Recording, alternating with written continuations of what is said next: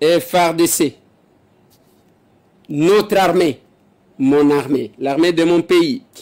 La situation à Goma, Bandekoba Komituna, la situation est très confuse. Je vais vous donner les éléments que j'ai. Nangonga Otozo Sala émission. Masolona de Pité, je vais vous donner dans tous les détails, ne vous en faites pas. Dans tous les détails, je vais vous donner. La Belgique rappelle son ambassadeur. Babenya ambassadeur na Bango et Zaponani, la Belgique, dans ces numéros de l'émission. Nini eleki na Rwanda lelo. Est-ce que batu bakufi to bakufite? Ceux qui bakufi baza combien? Qu'est-ce qui s'est passé? Tozo lingate kolekisa katan pambate tokomi na ngonga ya koko sabato. On y va. On va causer dans peu de minutes, des fois avec quelques images, et puis tokabouane. Je vous annonce déjà que demain, j'aurai 2 émissions. Moko ezana Didier Bitaki. On appelle ça kibino numéro pour que ceux qui osana posa ya kotuna ye mutuna, ceux qui osana audio otuni, comme ça tokotuna ye en pleine émission. Les numéros n'appellent ça kibino pour na kotinda ba audio yango plus 243 891 515 061 plus 243 891 515 061 otindi audio na ye à 30 secondes pour na kotuna mutuna na Didier Bitaki oto yambaki awa. Sur la situation, sur la question de l'Est et cause à la moi malam. Nalingito solo un peu rapidement bande konanga. Je commence par la situation de la Belgique. Belgique va rappeler ambassadeur Nabango. Quelle est la raison? Balobi raison Zamoko. Parce que Jean-Jacques Ondo a été condamné par la haute cour militaire. Na peine de mort. Le fait que va condamné suite, il y a un élément que la justice militaire a coûté entre ye nabao bazo bundisabiso. La Belgique a rappelé son ambassadeur pour la consultation.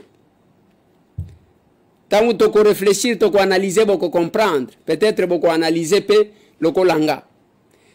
Et le konga na ebi, Jean-Jacques Ondo aza mutete la. Aza congolais. Ata soki azo citoyenneté, maza congolais. Bakouti na quelques éléments. La justice, tangu bazo landela bakouti que les faits sont établis, la justice militaire. Tangu ba condamné la Belgique et Zukanda et rappelé l'ambassadeur na bango pour un Congolais qui a acquis une citoyenneté au bako longolango pe ba bengani na Belgique. Est-ce qu'on comprend? Toujours ba Belge wana, mutu ba colonisa biso. Ba prometa biso ke ba ko accompagner biso pour na ko développer mboka. Plus de 60 ans après, Toyebi, rappelez-vous qu'à l'accession de notre pays à l'indépendance, ba créa Kao, ba soda na bango ba sans autorisation, ko boma batu na mboka na biso. Ba prépara ces sessions katangaise. Ba prépara ces sessions sud Kassayan. Ba prépara que ba politicien ba yo kanate parce que tangu bazo kanate et zo sala bien, c'est ça aussi leur démocratie au bateya kabisa. Na lingibino ba congolais bande konanga boyo kaka na sala émission mikolonioso et surtout na linga la même d'intervention dans l'Assemblée nationale et zapambate, c'est pour vous permettre ya koyeba ba makambu o eza koleka aw. Siko na longwa kuna na lingina nuna kende na Goma. Na ebisabino parce que la situation est confuse. Bravo na bande konanga ya Bukavu. Bravo na gouverneur ya Sud Kivu. Bravo na ba patriote bazakuna parce que marche ya kafu kafu salemi oyebi ke batu bazo embaka hymne national. Il y a debout congolais.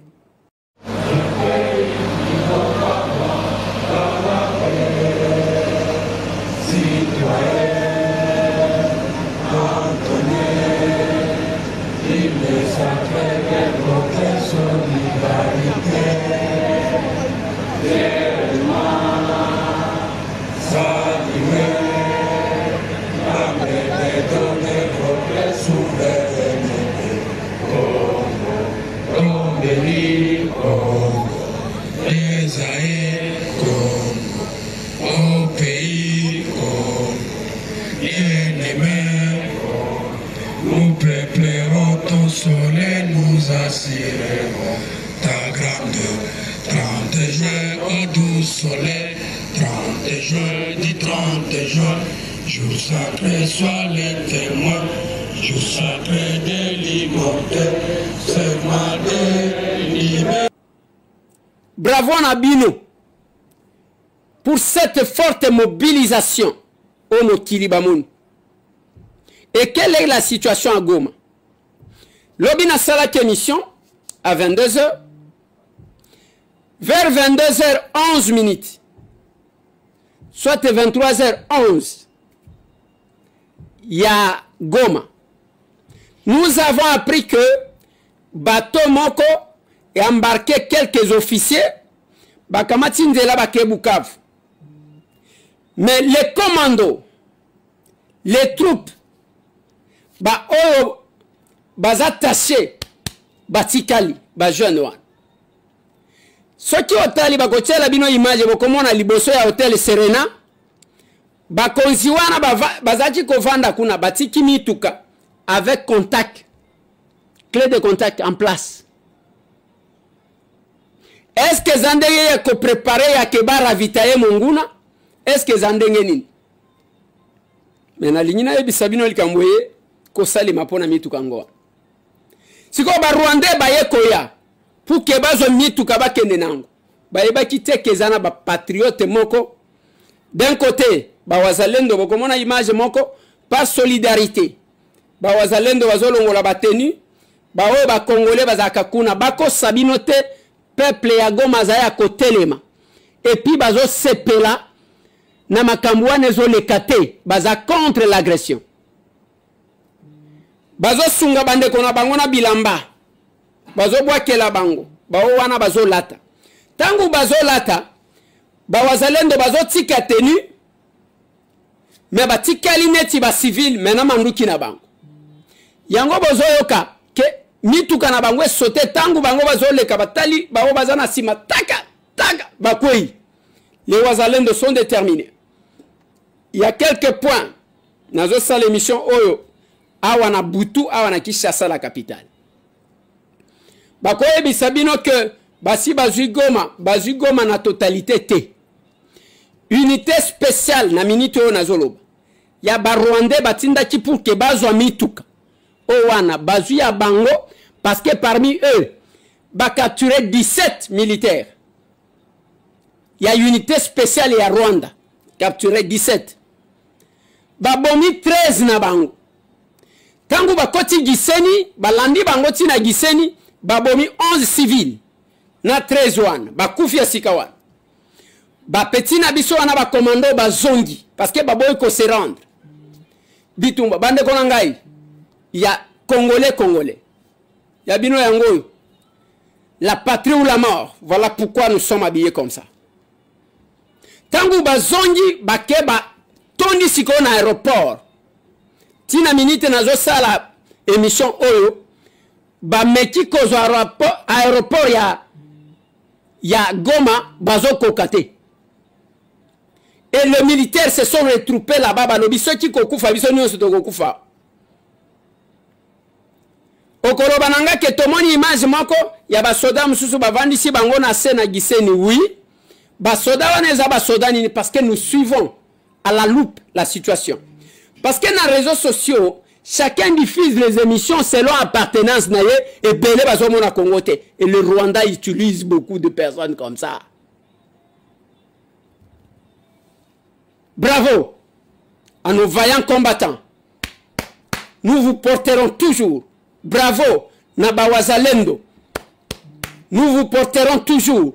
Biso yango tolobi marche kosale ma ya kafu. L'aéroport ya Goma jusqu'à na minute on a sala. Émission. Et entre les mains, il y a FRDC. Nous avons sabinoté. Si na minute. On entre à l'aéroport Ango. Entre à l'aéroport Ango, basoda bango. Basoda bango. Et belé. Entre à l'aéroport Ango yo. Angana za libanda. Yango yo. Si mutamona l'aéroport à Goma, agoye bao.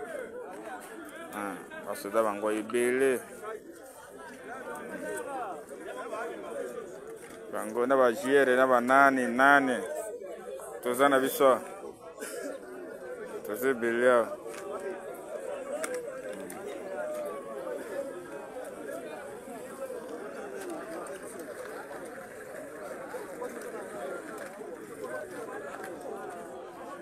Mais nos militaires sont déterminés. Bameki komata nangoma pona kozwa RTNC batante 7 fois bazui moto moko nanu bayokate. Bazui moto et ces enfants là des fois abandonnés par quelques officiers. Bazui moto pendant 7 fois. Nazo zonga na ba o bavandisi. O bomoni ke bakena ko se rendre pambate. Bao wana bazalaki bao bazaki chargé à protection ya ba officier supérieur bao bakendaki Bukavu. Bao batika ki bango bakondi na bango ne basengi bango ke bokende ko se rendre babo mabinote nde bake ko mitika. Mais l'unité ya ba commando na biso bazo résister tina minito. Les wazalendo ba se déguiser ba lobito komoni sa bango pasi et Kagame azo comprendre te. Na minito na zoloba bazongi Rwanda balingi bakota siko de manière arrangée pour aller affronter nos commandos qui sont à l'aéroport. Là, ce sont les éléments que nous avons. Na pourquoi oyo. Nangonga oyo lelo toza lundi le 27 janvier 2025. Nazo sa l'émission na pourquoi na butu. C'est ça la situation. Bande konabino ya mibali bazakuna, baboy ko se rendre, bako bunda tisiko ba wazalendo bazakuna. Bako bunda bango, c'est-à-dire changer, bako sabinote, bomona tout moi vidéo wanate que la population est en train d'applaudir. Pesa ko applaudir ya hypocrisie. Tango ozomona bango bamoni ba commando ya FRDC, bota la image wana.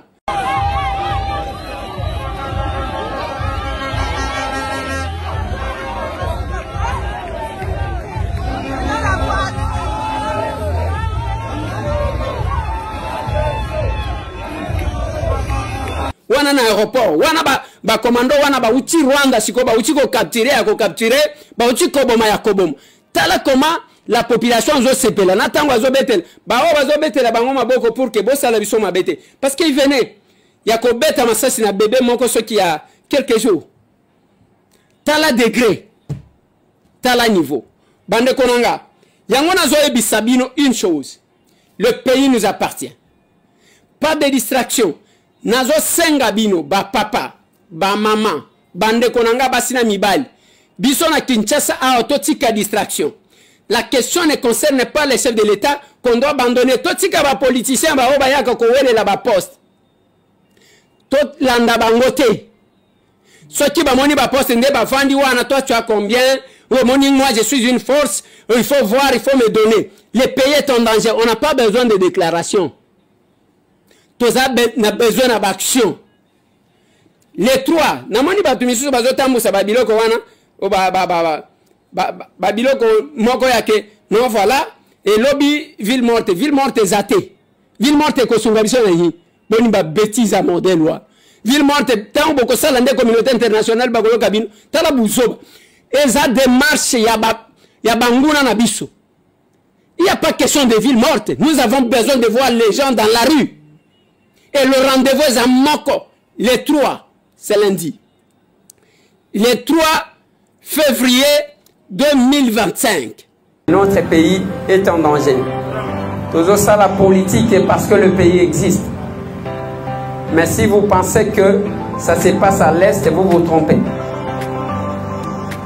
C'est la question qui concerne la RDC, notre pays. Je vous informe que le 3, Nalobi le 40e. Nalobi le 40e. Le 3 est causé à la journée. Lundi, c'est comme pour misalati. Vous voyez bien, mais biso to marché. Sorti au défendre Mboka na yote, ou défendre Azate. Il ne faut pas tous Mboka na biso comme un pays de distraction. Tant vous avez musala kosala, no bimino kola mutwaye kolobela Mboka. Lundi to kosani.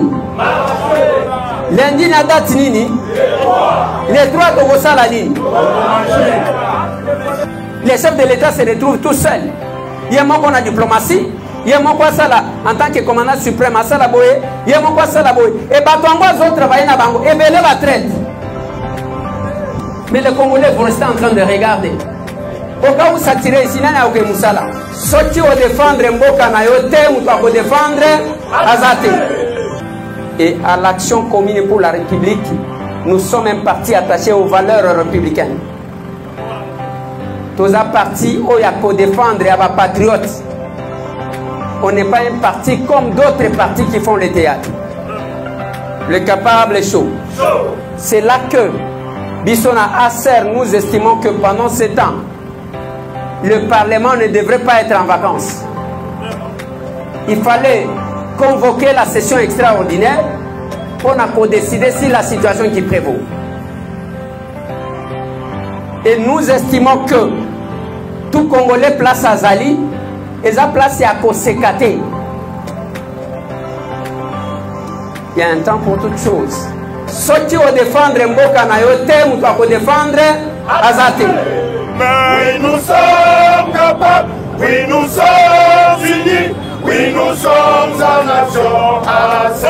Oui nous sommes capables, oui nous sommes unis, oui nous sommes en nation assez.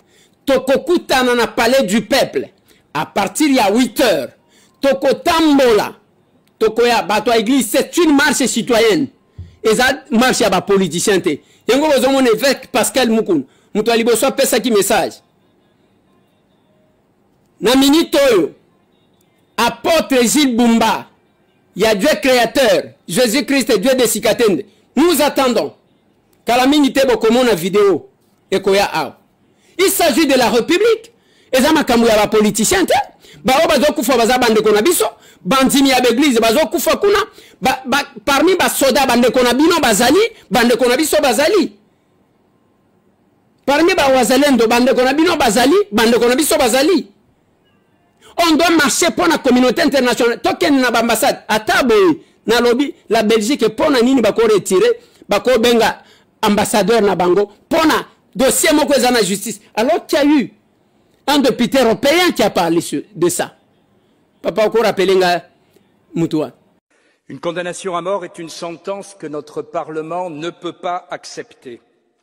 Mais n'oublions pas que la République démocratique du Congo est un État souverain avec une justice souveraine. Et concernant cette tentative de coup d'État, la RDC a dû faire face à une atteinte grave commise à l'encontre de ses institutions démocratiques. De plus, M. Wando est condamné en première instance et vient de faire appel. Donc la justice congolaise n'a pas encore rendu son verdict définitif. Alors franchement, pourquoi ce Parlement se précipite-t-il pour s'ingérer dans une affaire judiciaire qui ne relève en rien de sa compétence? Vous me permettrez de douter, n'est-ce pas, pour cacher ces incohérences. Car pendant que nous débattons ici d'un cas personnel, Kinshasa fait face à une guerre meurtrière à l'est au Kivu, où les milices du M23, à la solde de Kigali, massacrent la population et s'accaparent des territoires. Et qu'a fait l'Union européenne? Elle a signé avec Kagame, ce dictateur rwandais, réélu très démocratiquement avec 99,18% des voix, des accords criminels pour piller les matières premières critiques en RDC. De cette guerre larvée, l'Europe ne dit rien. Depuis 20 ans, Bruxelles ferme les yeux sur une situation qui finalement l'arrange bien, à moins qu'on ne découvre bientôt dans ce Parlement ou à la Commission un Rwanda Gate après le Qatar Gate. Aujourd'hui, vous demandez la justice pour ce présumé putschiste, c'est votre droit. Moi, je demande la justice pour les centaines de milliers de morts congolais qui se noient dans le sang des intérêts européens depuis 1998 et que nous couvrons par notre silence complice. Alors bien, on ne peut pas se mixer dans la justice d'un pays alors que Bazo Bomabango. Le rendez-vous est à Moko. Lundi 3 février 2025, à partir de 8 h, Tokokuta dans le palais du peuple. Patrice Emery Lumumba a dit « L'histoire du Congo s'écrira au Congo par les Congolais ». Joseph Désiré Mobutu a dit « Même s'il faudrait faire un pacte avec le diable pourvu que le Congo reste un et indivisible ». Laurent Désiré Kabila à son tour dira « Ne jamais trahir le pays. Prenez-vous en charge car la paix s'égagne ». Et les airs d'Ambo à son tour va dire « Notre pays est en danger. Toujours ça la politique est parce que le pays existe. Mais si vous pensez que ça se passe à l'est, vous vous trompez. Et bongo ngai wa bino molobeli ya mabota na lobi mboka Congo eboti biso yende mama na biso et komi tango na biso alors na bengisi bana ya Kinshasa nyonso bana ya le 4 districts ya ville ya Kinshasa bana ya Funa bana ya Lukunga bana Mwamba na biso bana ya Changu na mobange ya marche ya protestation oyo eza organisé le 3 février 2025 et pas ya mwana mboka oyebi kozali congolais oyebi ke mabele ya Congo ezali mama na yo kozanga te na mobange ya marche oyo lieu de rencontre na biso ezali bongo na palais du peuple ba église ya réveil ba église protestante ba église catholique église de noir moto nyonso oyo abengami congolais kozanga te mokolo yango tokokanga bitendi ya noir na moto pe bitendi ya rouge na maboko na biso pona ko apporter soutien na biso na ba FRDC mapinga ya Congo oyo bazali ko bunda d'arrache-pied pona ko botola mabele na biso na maboko ya bapaya yo Paul Kagame bino ba M23 bino bana ya Congo bo trahir mboka ba FC boye ba keza na armée moko teza puissante pour les peuple totelemi pour la protester. Nous disons non au terrorisme. Nous disons non na makambo Paul Kagame asosala ba Congolais. Nous disons non na ba mouvement nyon surtout o eza ko bota mapona ko yiba mabele ya Congo. Même na makomi ya Nzambe lobi ko dépasser borne oyo ba ancêtre na yo ba tracate.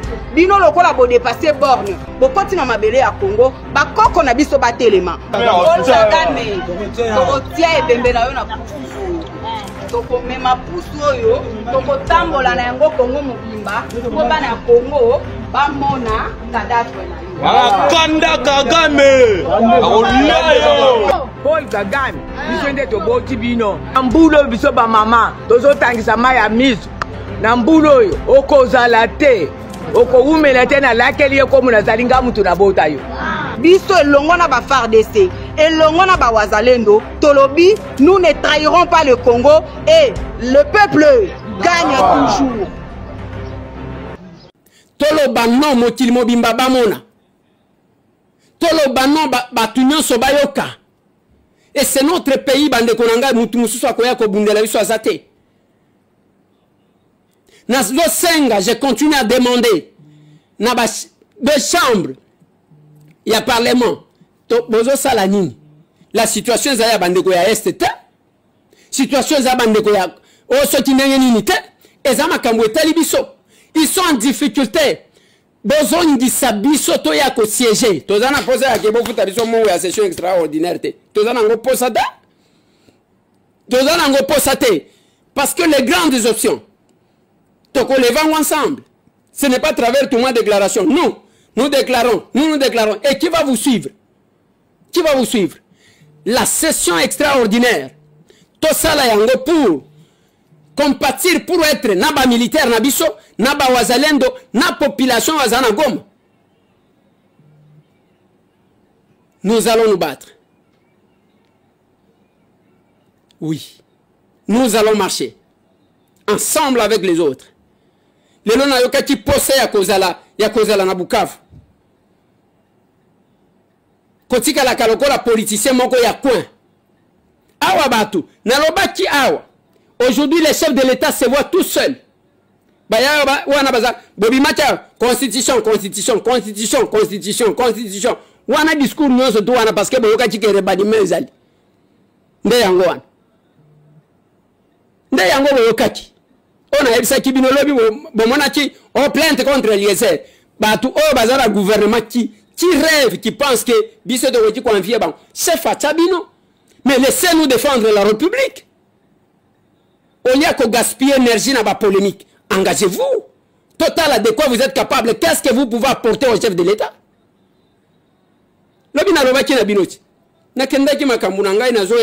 Les personnes vivant avec handicap, je suis là. Il y a un mariage entre moi et ce gens-là. Attention qui va manipuler Bango. Bango mongo place Bazali Baebi. Je ne le fais jamais pour la politique. Moi encore pour un positionnement politique et à Kebano Menga. Nasala Gango pour na yangote. Voilà pourquoi c'est lui qui est au-dessus de nous. nzamba zomona mutu nyonso. Et chacun va payer. Qu'on faire souffrir bande konayo, souffrir bango, et puis on veut exploiter bango. T'as le niveau. T'as le niveau. T'as le niveau. Bande konanga zo suki sawana. Mais je vais vous annoncer une chose. Lobby n'a la 2 émissions. Nakoyamba maître Didier Bitaki. On a payé 6 numéros pour tout ce qui a comme question beaucoup tournaye. Plus 243 891 515 061. Plus 243 891 515 061. Na simanango nakoyamba évêque Pascal Mukuna sur ce plateau. Nakobanda koyamba basali na nzambe. Nakoyamba apôtre Ogi Mwimpe place azalia zo kangai. Nakoyamba évangéliste Kabundi Walesa place azalia zo kangai nakozela ye awa. Nakoyamba tous les hommes de Dieu nazo luka pasteur Roland Dalo nazo zelabino awa. Tous les hommes de Dieu, je vous attends. Nazo zelabino ici c'est la patrie, ce n'est pas la politique. Même alors, ceux qui politiques ils ont mabé bato ba osambela ndenge nini. Bande konanga na sukisi wana pona lelo. Voilà la situation actuelle dans notre pays. Tout le monde.